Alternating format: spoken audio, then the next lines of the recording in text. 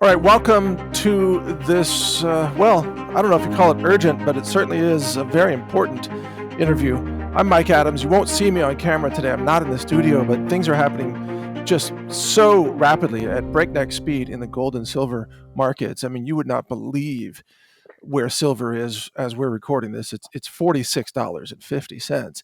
And gold is also skyrocketing. And these are very strong indicators. I mean, I'm not just happy about it. I'm a little frightened about what this means about the world economy. So I had to reach out to my friend David Morgan, the silver guru, and he joins us today for analysis. And we're going to have a special URL on his website to give you some free reports and video access and things like that. So welcome to the show, David. It's just great to have you on today. Well, Mike, it's been too long, and thanks for having me back. And yeah, there's a lot to talk about in the metals world and the economy. Yeah, well, let's just start with the facts of where we are. I mean, you and I are recording this on Friday, September 26th. Like I said, silver has surpassed $46.50, although it's bouncing around a little bit. And gold is at 37.75 roughly. And, you know, I've learned so much from you, David, over the years. And I know that gold and silver intrinsically haven't changed. It's just that the dollar is collapsing extremely rapidly. But I've also learned from some of my other contacts that there's a lot of increased retail demand right now that's unusual compared to the central bank demand that has driven it, you know, up until the last couple of months. So what's your take on what's driving this right now? Well, it's institutions, it's industrial use on the silver side, and it's central bank buying. I mean, the anchor in all this chaos is that the central banks have bought record amounts of gold from 2022 through present day. And I know you don't have time to listen to all the podcasts I do, but I think I was one of the first that said the run to gold has begun. And that was Yeah. in the $2,000 range or before 1800. Because of central bank buying, I said that the run to gold goes like this. It starts off as a soft walk, and then a normal walk, and then a brisk walk, and then a light jog, full jog, small run, full run, and an all out sprint. And we're not at the all out sprint, but I think we're past the jog phase. We're starting to get into the fast jog or maybe the light run right now. And that's all Well, based, or primarily based on central bank buying. They know that the well, fiat currencies are being debased, and gold, if it's good enough for central banks, it's good enough for the general public and institutions. so that's interesting to me because it means that there's potentially still tremendous upside on the price because the retail buyers haven't yet jumped in. I mean, most Americans, especially, still don't own gold or silver. They really don't. I mean, they probably more people own Bitcoin now than own gold or silver, but crypto is, you know, lackluster performance right now. And of course, gold and silver, when you have possession, it's physical metals in your hand that can't vanish. So when do you think the more typical person is going to wake up to the importance of not just, I'm not talking about speculating in metals, but owning it and holding it as an asset preservation? Well, that will happen near the end of the market, and it will be higher prices. And it's a good marker for when to sell. Of course, it's very difficult to call a sell on these markets because we know the destruction of the currency and what that means. So it's a tricky thing in a way because, from my perspective, if you sell for fiat, you better move that fiat into something hard asset wise. Land, real Right. estate, commercial buildings, warehouses, raw land, maybe a business that's producing, but you really wouldn't want to leave it in the bank. So there's that to consider. But I would say, and I have been saying for some time, and taking a few hits on X or wherever else, and when you're standing up, you got to be able to take the hits when they occur. But I've been saying it's going to be a couple of years for probably 4 years. But I am going to stand my ground and say it one more time. I don't think we have much longer with 37 trillion in debt and increasing, rapidly. And basically, it's a vote against the dollar. I mean, in 2024, as I said a moment ago, the U.S. dollar is about $2,000 in U.S. terms, and now we're at almost double that in a year. That's something Yeah. to think about. This is the rapid run type of thing. Are we at an all out sprint? No, the all out sprint happens, as you just indicated, when the average guy, your neighbor or guy on the street or someone you meet at the store or out to lunch or whatever, tells you about the merits of buying silver. Gosh, you got in under 100 and now it's 120 as an example on how smart he was to get in under 100, right? And I'm not saying Right. it's going to 100. Well, I won't say, let me back up. I'm going to get more flack. I mean, I wrote in print in 2003 that this market in silver would go to 100.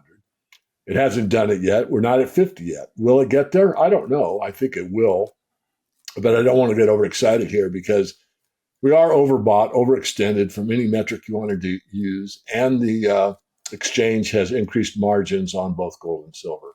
And that's a Well, sign that they're going to try and get it down here shortly. yeah, so let's talk about that. You say it's overbought, but the fundamentals have shifted. So this is not the same scenario as what was it, the 2011 silver peak? Is that the year that it was? Correct. Yes. Yeah, okay. So what's really, really strongly different today, I mean, I can think of a number of things, but number one is just the huge commitment to build data centers that use a tremendous amount of silver. So you've got all this industrial demand. And then also the other cultural factor is that people have absolutely lost faith in the institutions. In 2011, there was a lot more public trust in the Fed, the CDC, the FDA, et cetera, even in the White House. You know, that was Obama's term, and he was very popular.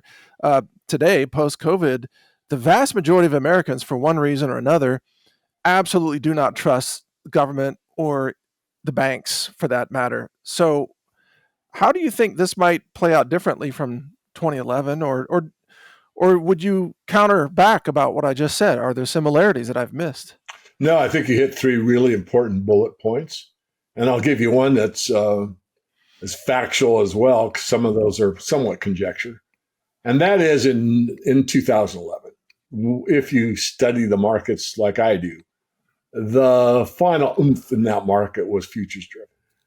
And monetary metals, Keith Weiner does work on this, and I've looked at it and I understand what he does. And what it says is that is the market being driven by the paper market or is the market being driven by the physical market? And in that case, it was being driven by the futures market. In All this right. case, it's still being driven by the physical market. Now, that says a lot. That's a Yeah. big shift. And you could go back to your bullet points. Well, why is it being driven by the physical market? Because political uncertainty, all politicians are liars, the banks are failing us, we have more and more social unrest, we focus on the wrong things, and I can't pay my grocery bills. So just reiterating what you said and trying to add to it because it is a different market. I don't want to get too over enthused here because we will see something happen in the markets, or at least in the derivatives market, to change the price, and we will get a pullback somewhere. But that's not something to really fear.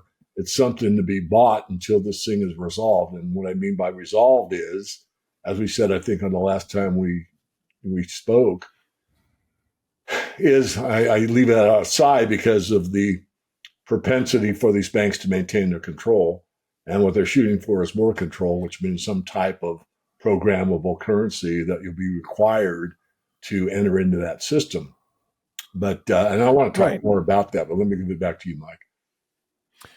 Well, so yeah, that leads me to the question of how much. Well, we know J.P. Morgan and other banks manipulate silver price through selling short paper markets.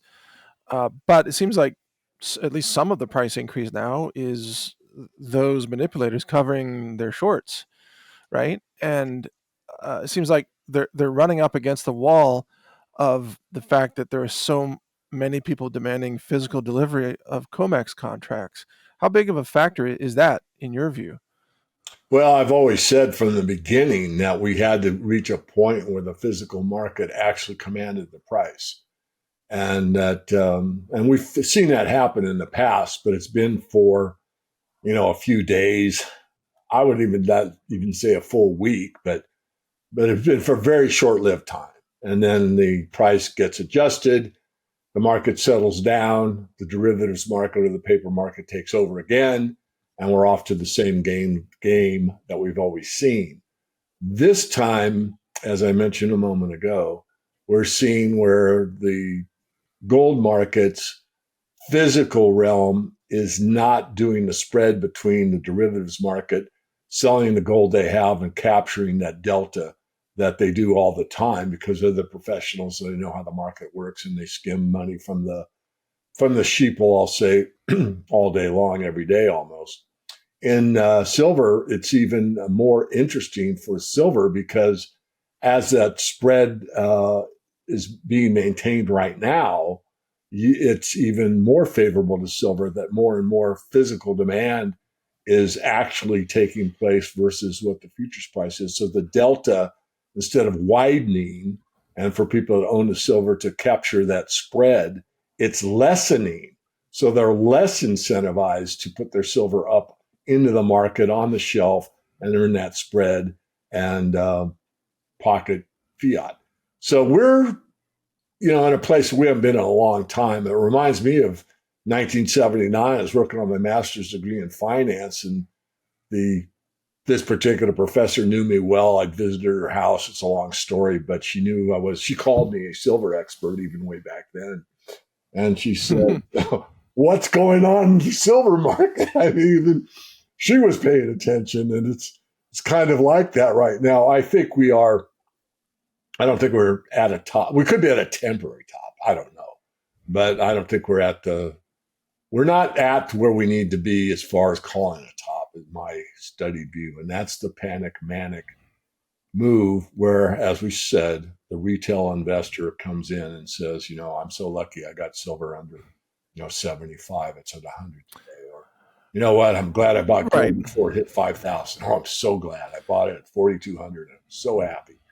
Those type of things. Well, I remember before the dot com collapse, I started warning people in 1998, uh, and then even more in '99 because I was seeing what you're talking about. I was seeing, taxi cab drivers talking about how they're going to retire on, Dr. Coop stock or whatever because they're not going to have to drive a taxi any longer. They're just going to make money buying and selling tech stocks, and that returns don't matter. It's just eyeballs, and everybody's going to get wealthy. No one will have to work. I mean, I remember hearing that, right? Yeah. And we are nowhere near that level of insanity on gold or silver at the moment, although that may come. But David, selling silver is going to be the hardest thing I ever have to do. But if I'm sinking in bubble territory, I don't know that I can sell it because I don't know what else to put it in Yeah. that Well, let has me, the let same me interrupt properties. you there, Mike. I embed it, but I want to interrupt because I won't forget. I think what's a strong possibility is that we won't have to. I think that silver Really? will be remonetized, not like gold, because gold could go into the new monetary system. In fact, I think at some point it almost has to. Silver is Yeah. just too scarce and too valuable to be money. I mean, ponder that statement I just made. But I think we'll be able to get a loan on it, which you can do now. I mean, there are some brokers that, broker silver and gold that will give you a loan, but the terms are pretty outrageous, like 11%, 12%, or something along those Gosh. lines. But I think that some of these banks will come in and say, hey, we'll give you a loan like a real estate loan, like 7%. So now instead of selling at a capital gains rate, or it's just, well, it's collectible. So the taxes on silver are extremely high. So rather than pay whatever it is, 28%, or you're borrowing at 7%, you still own your silver. You might be able to write that loan fee off somewhat. I don't, it depends on, I'm not going to give tax advice. But now you kind of have your cake and eat it too. So you haven't sold it, but you have, put it up as collateral, which is probably one of the best collaterals you could, use, and then take that fiat or whatever, or the CBDC or whatever we have, and go buy some more houses, expand your business, pay off debt, I see. whatever. So your silver stack becomes your bank. You are Your banking your silver, exactly. right, and then you're leveraging it. Now, gold is considered a tier one asset, so banks are already lending on gold assets. Correct. Correct. At probably, I would imagine, a lower rate than 11%. Oh yeah, no, bank to bank. I don't know. Well, you can see the lease rates are low, and that's Yeah. pretty much the same as a loan. So yeah, Okay. All right. So, well, that makes sense because again, I don't know of any better asset class.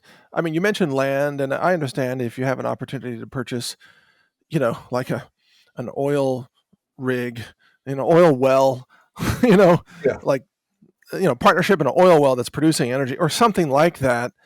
Yeah, that's different, but that's not an easy thing to to suss out. correct. It's going to be hard to find you know things to invest in. Okay. Okay, well, what else do you notice about this rise in silver that people need to be aware of? Well, I think with silver, it's a dual demand squeeze. I mean, you have industrial demand from solar, EVs, AI, all the electronics. It's colliding with a renewal investment demand. And this renewed investment demand is coming from India, China, Russia.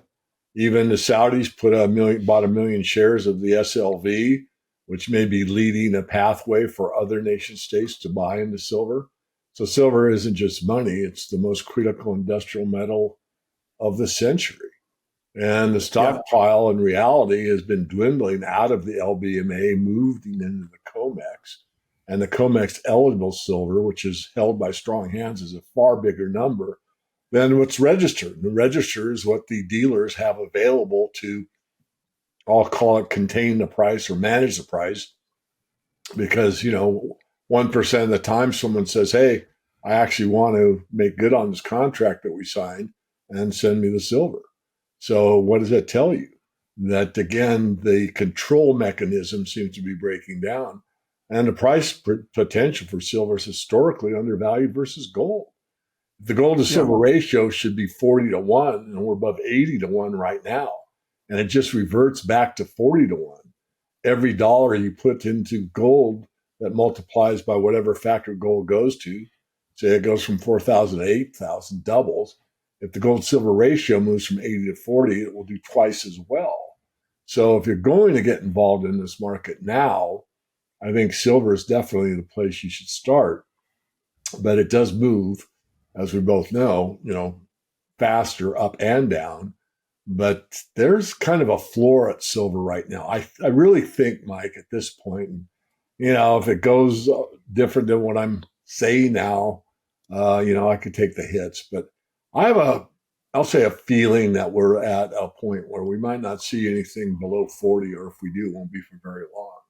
And if I would have said that, wow, a year ago, say, well, we're never getting to 40. In fact, one of my friends on Twitter posted a photograph of a nasty gram he got from, I guess, a disgruntled silver investor. It was about a year ago. Silver's never going to be above 30, and you guys know what you're talking about. And I wish you guys would just dry up and blow away, and you've been misleading people, and blah blah blah blah. So he posted that up, and then he said, "Comments, anyone?" And I thought, I'll just can't say something nice, don't say anything at all. So I am not saying anything at all.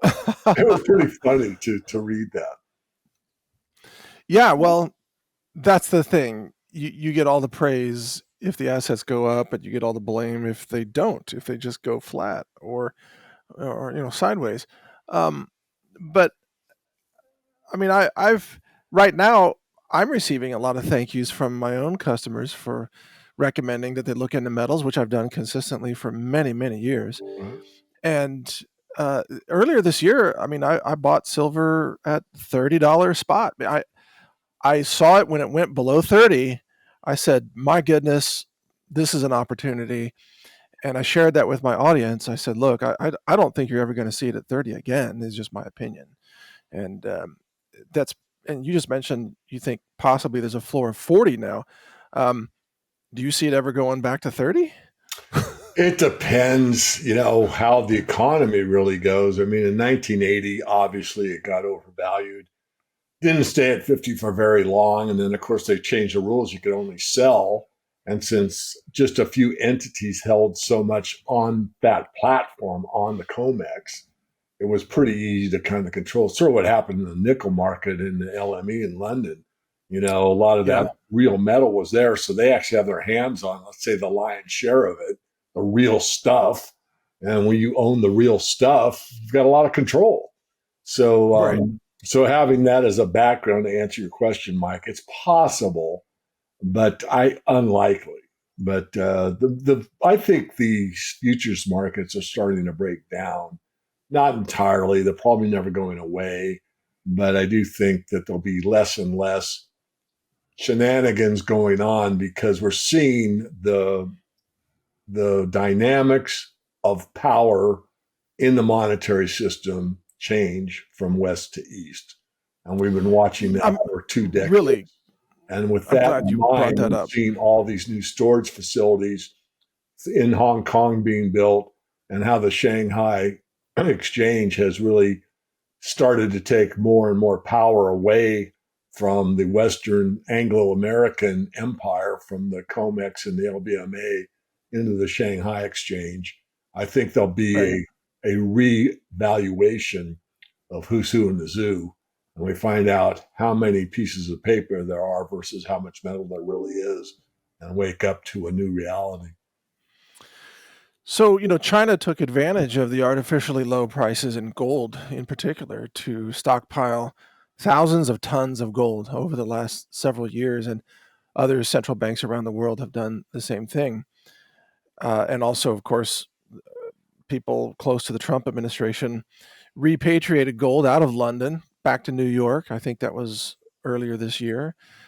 Um, do you think that now that central banks and powerful people in the right places they've got their hands on physical gold now, they got it at discount prices, manipulated low prices, do you think they're ready to let it run now, or are they going to still try to manipulate? Uh, well, I think they're going to try to, manage the market. And again, as I said earlier, they've already increased the margins on gold and silver. And it's always worked in the past. Sometimes it takes to increase margins, then increase them again, and then increase them again, and maybe increase them again. But eventually, if you've got to put up full payment for a futures contract, in other words, instead of putting up 20% of the money to hold your position, you got to put up 40% of the money, then 60% of the money, and then you got to put up 100% of the money. What's the purpose of being in the futures market? You may as well be Right. in the spot market and buy it outright. And they've done that at times. In fact, they did it in the palladium market where you had to put up twice the amount of cash as a futures contract. How ridiculous is that? But they Wow. needed to get the palladium market under control, and that's where they went to temporarily. Didn't last for a year, lasted momentarily, but it was there. So I think, yeah, they're going to do their best. But let me give you one more that I've given to my membership. So what normally happens when the CME, the bullion banks, the powers that be in the metals markets and other markets, but we're talking metals right now. When it starts to get, let's say it gets away from them, they do a very smart thing. They step aside and watch the market. So now instead of matching, let's say, some hedge fund that's going long silver at 47 or whatever today, they don't participate. They don't take the other side shorting it. So they kind of let the free market actually take place, which is the public and smaller players, let's say, and see where the market goes. And then they let that exhaust. So, in other words, they're just watching the game. You took out your best, fullback, halfback, and whatever, and you're just letting them rest on the side to see where the game goes.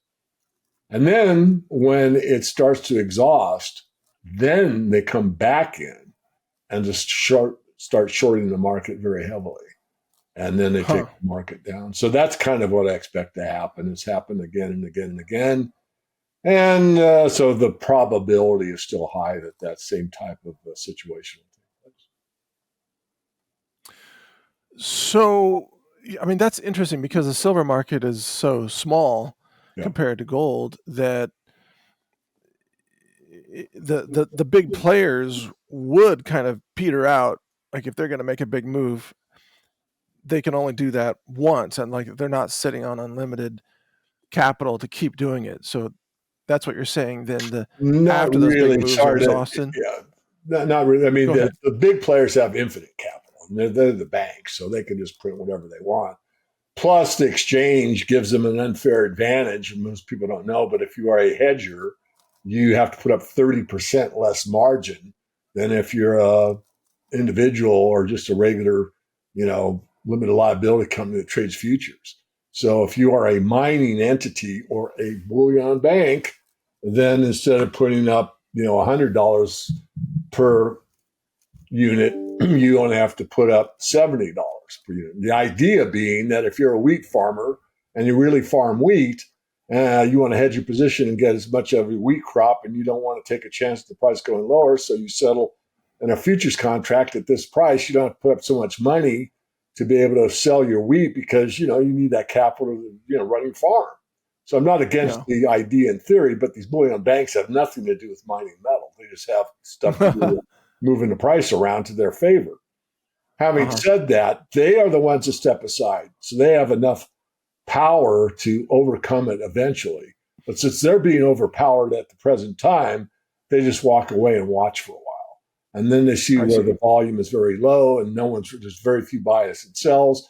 The market has quieted down quite a bit. And now it's at 48.78, and there's been very little activity. Then they come in and they say, oh, we'll sell at 48, 48.78, 48, 47.50, and 47. And just start piling on. I mean, we've Uh-huh. seen these things in what we call the aftermarket, the overseas market, where the volume is really low in the middle of the night for Americans. Well, they'll sell something like months and months worth of silver in a matter of an hour or so.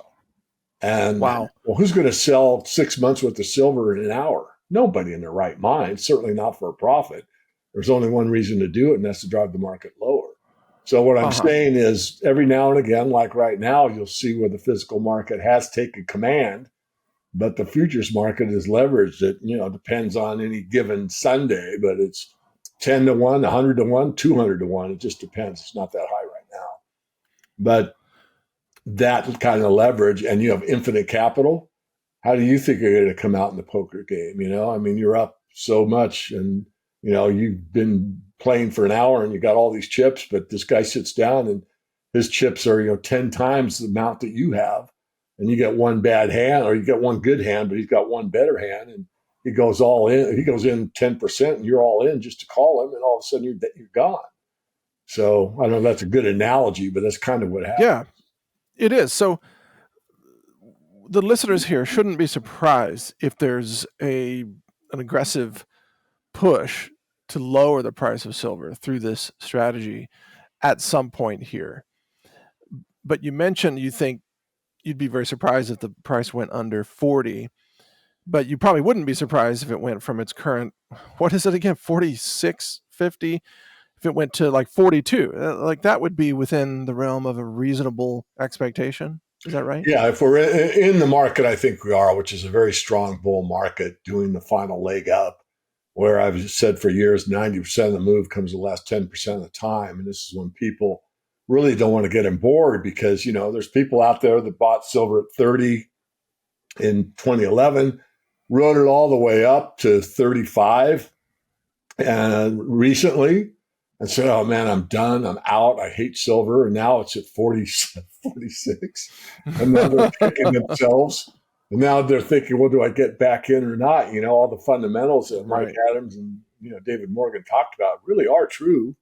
That is true. And that's why I've tried to be you know, so complete with head and heart and say, look, you need to hedge yourself, but you don't need to bet the farm, especially if things go the way they're going right now, as you see the way that these markets can move, and they're moving better than Bitcoin, the stock market, the bond market, the housing market, general business. I mean, just about anything. And this is kind of your war chest in a way, because as things unravel, unfortunately they are, you have something very solid to fall back on where you can still feed your family, the same good meals or whatever. I mean, I'm not trying to go into the rabbit hole too far, Mike, but you know what I'm saying. And that was all I was Yeah. trying to convey, was that this is what you want, but people do what people do. And I know the two people Well, can hear exactly the same thing and hear it different. yeah, absolutely. Let's talk about your website. You've got a special link for our audience, and I appreciate you putting that together. And the site is themorganreport.com, and then put a slash ranger on the end of that. And that'll take you to a landing page with some special content items. Can you tell us about those? Sure, we're going to give you the 10 rules of silver investing, which are good for anybody that's brand new or anybody that's really a seasoned professional, just to keep you out of trouble, not to make a rookie mistake or even a seasoned investor mistake. And then we've got a direct link to the movie The Four Horsemen, which, even though it's over a decade old, it's still as current as ever about what's really going on in the age of empire and how the American empire is dying and what we might expect for the future. And lastly, for your people to listen to the Health Ranger, Mike Adams, and all that you do, and publicly thank you, Mike, with all you put a lot of time in for free for thousands and thousands of people. I will give you a 15-minute one-on-one consult with me personally, not one of the staff. If I get overwhelmed, I might have a staff member do it, but I'd reach out and say, hey, will you accept one of the staff instead of me? And you can say yes or no, but I can't do it indefinitely. So this will be up for Yeah. about 30, 40 days. And if you hear this broadcast 2 years from now, I got to talk to David, get my 50 minutes. It's not going to be available. That's basically for this hot market that we're in now. People that may be overloaded in real estate and wondering what they might want to do, or where do you buy silver the first time, or who knows. But 15 minutes, my time to you. Ask me anything within reason, and have at it. That's a very big deal. You have decades of knowledge and experience in this area, and I turn to you for analysis. As you know, privately, sometimes I'll ask you a question. What do you think about this? What's your take? So again, that website, folks, is themorganreport.com/ranger, and you get those bonus items and take advantage of that 15-minute free consultation. But if you book it, show up. Yeah, Don't be a no show. yeah, Because that's how it works, David. You offer consulting for free, and then sometimes people don't necessarily take it yeah. seriously. Well, normally my days are so busy that I fit in one or two per day, kind of a thing. But what Yeah, does irk me, Mike, is when I try to make my Fridays kind of a half day. So I've got that, 2 hour gap, and I want to go watch a movie or, go to the library or take a nap, whatever it is. And I can't, I got to wait till the 4:30. And then so kind of just twiddle my thumbs for a couple hours, clean the office with it. And they're a no show. Those are the ones that bother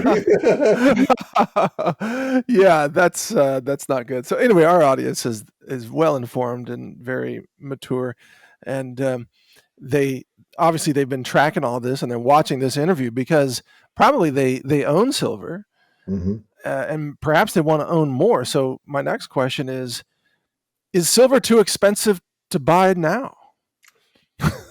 It's a tough one. I mean, even I have a tough time thinking, do I want to buy anymore? Relative to gold, no. So on that basis, I would say it's still safe at these levels. And I would say on this 10 rules of silver investing, rather than get caught up in I won't say hype, but the fact that the market's a fast moving market right now, just have a plan. And as outlined in that rules, dollar cost average. So look, I've got Yeah. X. David says, 10% should be in the metals. I think I'm happy with 5%. That's, X divided by 20. And that's the number I have. I'm going to achieve that number by doing the following. I'm going to buy 1/6 of that amount every first of every month, starting October 1st, 6 months out with the equal dollar amount. That's called dollar cost averaging. So if the Uh-huh. market is at 48 the first, October 1st, and then it's at 40 on November 1st, you're buying more when the price is down. and you're buying less when the price is higher. And as long as they're still in a bull market, and certainly believe we are, I still think we are going to get to at least $100 silver. Doesn't make it true. You trust me, David. I believe him. He's been really right on most of the time. Blah blah blah blah.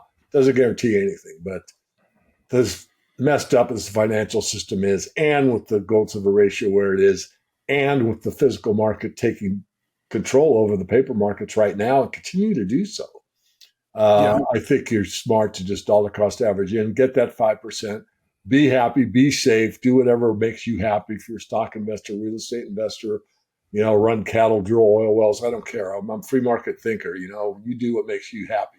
But I think you're making a huge mistake if you are in a position where you can afford to invest and you're not positioning yourself in a metals position if you don't have any right now. So get some, but don't bet the farm that it's going to go to 100 just because I think it will. Okay, well, that's very conservative advice. I'll add on top of that.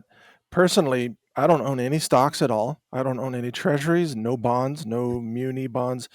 I don't trust banks, so I minimize deposits in banks. I only invest in two things, and that's my own company and precious metals. And that's it. Yeah, now That I'm is pretty much literally the it. same. I mean, I got a little bit of real estate because I have a cabin in Montana, but yeah, but that's not right for everybody. It's right for us, and that's why there isn't like Right. a one size fits all. But you say that, and we can say it on your show, but I can't go into a public forum at the money show and say that because there's this prudent man thing and all the stuff that kind of like the authorities want you to fit Yeah, within the a certain 60/40, lane. And yeah, I've been on the edge nonsense. of the Right. lane, all the time, Mike. But there's also you don't want to get kicked off the speaking dais because you've made a statement like that. Well, I'm off-roading off the lane into Yeah, the I the know you woods. are. Yeah, you're off Yeah, the grid. I'm off the grid. I don't care about the lane. I know. But yeah, you're right. That's not for everybody. Um, it's just I got to say I've never regretted whatever price I paid for silver, not once. But then again, I wasn't buying it in the middle of the 2011 peak Right. either, where some people could lose some. But the way I've looked at it is I'm not a speculator. So I'm not. My goal is not to convert this to fiat one day at a higher price. It's Right. never been my goal. Right.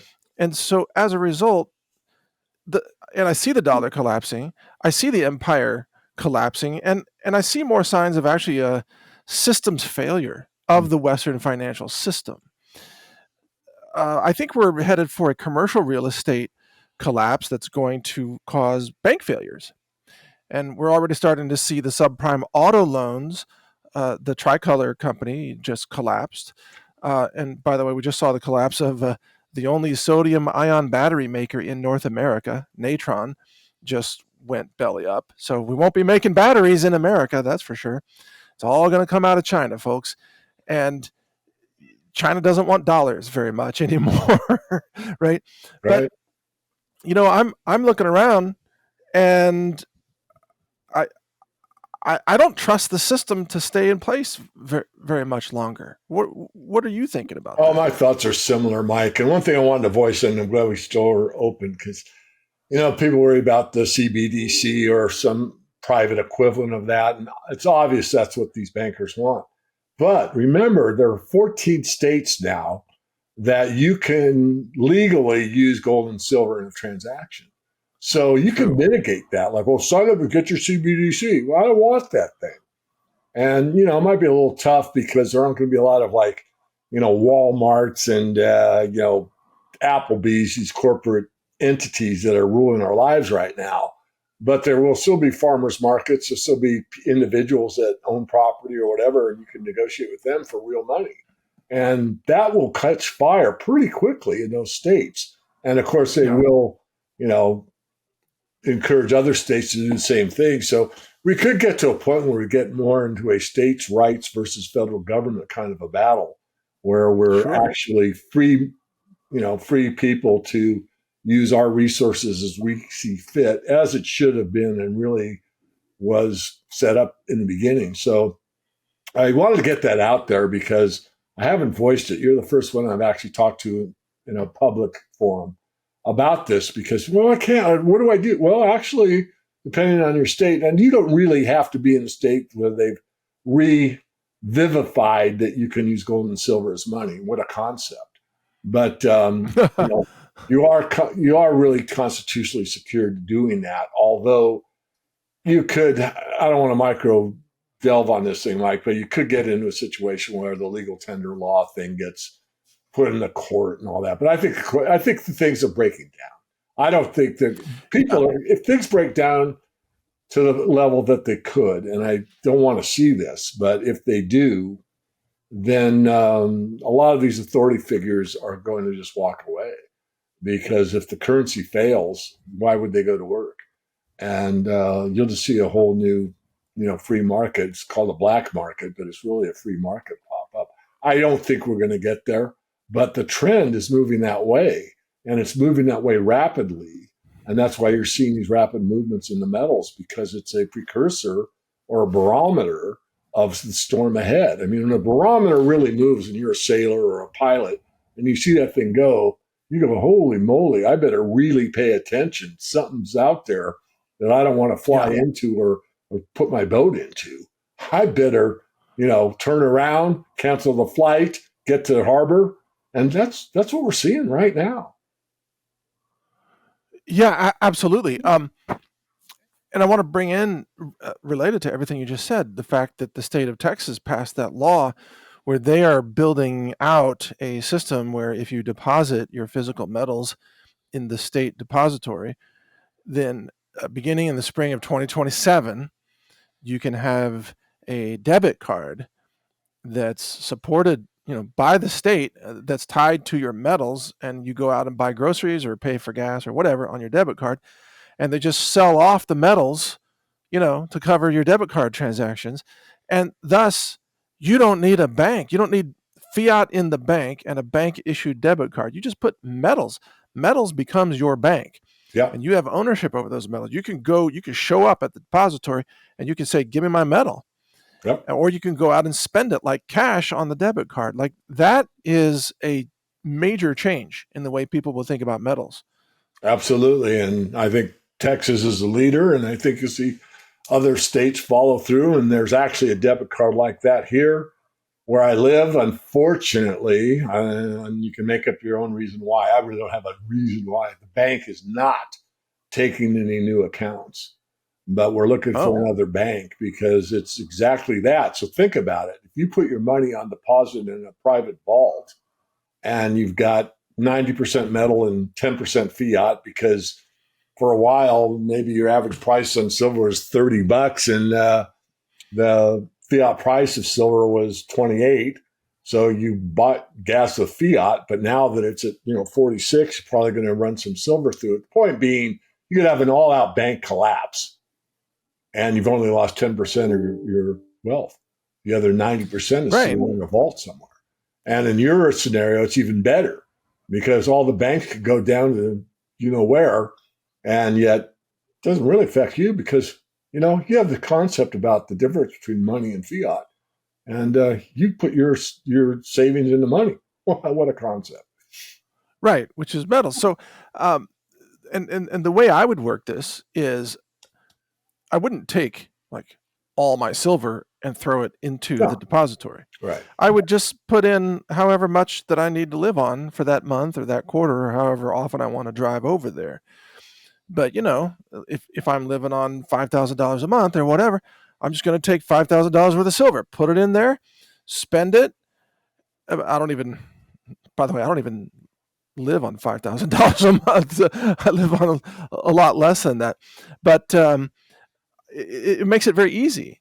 Yeah, You just take the metals when you need to spend them, and otherwise you are your own central bank, and no one can manipulate the physical metal that you have in hand as long as you've secured it on your property or in your home or whatever yeah, you do to secure it. You got to keep it safe from the zombies, obviously. yeah. You know. Well, that goes back to like the documentary. I've got Ellen Brown in there that's written a few books. One of them is Web of Debt. And she's a real big proponent of state banking, which is kind of what you're saying. It's a state depository. She says that, there's nothing wrong with banking per se, as long as it's a public utility. where we, the Yeah. people, have command. So whoever puts up the building and hires the security forces and the cameras and everything else, that's a cost. And that's added on to our fee when we, take gold out for a payment. And that's all fair, but it's a public utility. It's our money guarded by them, and we have a relationship that we agree to. You're guarding my Right. wealth, and you get, whatever it is, 2% a year or whatever it is for doing that job and making it convenient for me just to run this piece of plastic to get gas, groceries, and whatever else. But really, it's kind of a turnaround to go right on back to where we started, which is honest money for honest people. Yeah. Yeah, exactly. And the only drawback to that system is technically then the state could see your transactions Yeah, potentially, right. even though they may promise that, oh, we protect your privacy, we never look at your transactions. Right. Of course they're going to look at all your transactions. you know I'm with you um, on that part of it. Yeah, yeah. but it's a much So better that's solution than going into a iris scan DNA sample and a tattoo on your totally arm to be able to buy food. well, right, and that's why the best solution is at the farmers market using physical silver, or maybe smaller gold pieces if you're buying something big. Like, do you have like half a cow's worth of beef? Um, like bring up the pickup truck with a freezer on it. Well, think Um, about this, Mike. 90% silver quarter in 1963 is about $8 in fiat right now. wow, that's amazing. Yeah, we're going to see a lot of that, I think, coming out. I want to ask you about the gold revaluation potential. Now, I did a report on this, did the research, and it's clear that there is a mechanism in place that's supported by the Treasury and the Fed and certain people in the Trump administration to potentially, I say potentially, revalue gold because it's currently like $42 on the balance sheet in the Treasury. It's 261.5 million ounces of gold is what the Treasury claims to own, I believe. If that were simply valued at the current spot price, that would add several trillion dollars to the general fund of the Treasury. And I'm just catching up the audience here. If they were to sort of artificially revalue that at a higher level, like $24,000 an ounce, let's say, it turns out that for every, I think, $6,000 an ounce that they push gold higher, they get another, or no, for every $4,000 they push it up, they get another $1 trillion of, you know, cash in the treasury. So, do you give any credence to the possibility that the Trump administration may try to pull the trigger on that, or is it just too crazy? No, I don't think it's too crazy. I mean, the revaluation argument you outlined is true with the debt over 37 trillion and climbing rapidly. Gold probably eventually will be repriced far higher, maybe 10,000, 15,000 isn't outlandish when you align gold with the global debt level. And Uh huh. if that were to occur, you could basically rebalance the books and start over. Um, and because of that in mind, this is a market where really you should be buying the dips, as people have been taught in the stock market for years. Their stocks only go up by the dips. Well, that's not true. Stocks, like all markets, do go up and down, and we could see a bear market in stocks. I think we will. But regardless, I think you should be buying the dips. These paper claims, the ETFs and futures, cannot be trusted the same way that physical bullion can. So please start there. If you've Right. built up some wealth in the physical realm and you want to go into these paper promises, that's your choice. But please don't start. Well, let me have a follow up question with you on this because let's say the Trump or the Treasury and the Fed, and I think this is why Trump is really maneuvering to control the Fed and the Fed Board of Governors also.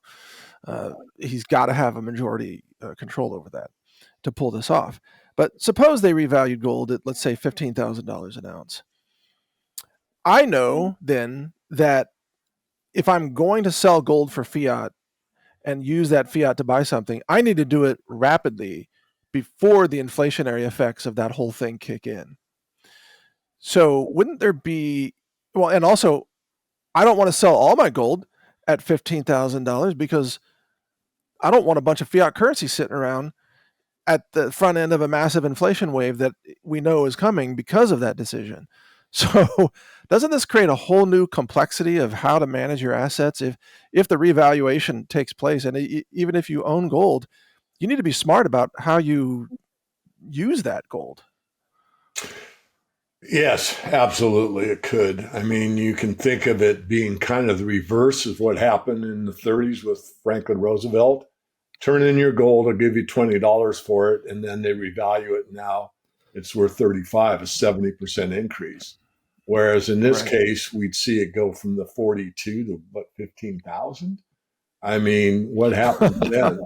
So it would Yeah. cause some dislocations as you outlined. That's, I think, one of the reasons I wouldn't say not to do it, but how do you do it? I mean, I interviewed Dr. Shelton early on after she published her book and started speaking about, putting out a gold backed bond in the treasury Yep. market. And it makes a lot of sense from the aspect that kind of mitigates this overnight revaluation thing. You're looking at a, 30-year bond or 20-year or maybe a 10-year note or whatever, which you kind of delay it. But things are unwinding too rapidly. I mean, you've got to kind of, we're in a triage situation. The market, as I used the barometer analogy a moment ago, that's kind of where we're at. So it's like, well, that's nice on paper and it sounds good. And that's great in a calm, steady, believable market. But the belief system that the system works is breaking down rapidly. I mean, look at Yeah. all the young people that have college degrees, that have student loans, that can't pay them back and can't get a good job, and they were sold the lie that all I have to do is go to college and work hard and borrow money I don't have to get a job I can't get. I mean, these people are giving up, and you can't blame them. An American dream, as George Carlin says, is a dream because you have to be asleep to believe it. I mean, unfortunately, it's Right. gotten to that Yeah, and there's a big club and you ain't in it, right? point, right? Um, and that's definitely true for Gen Z right now.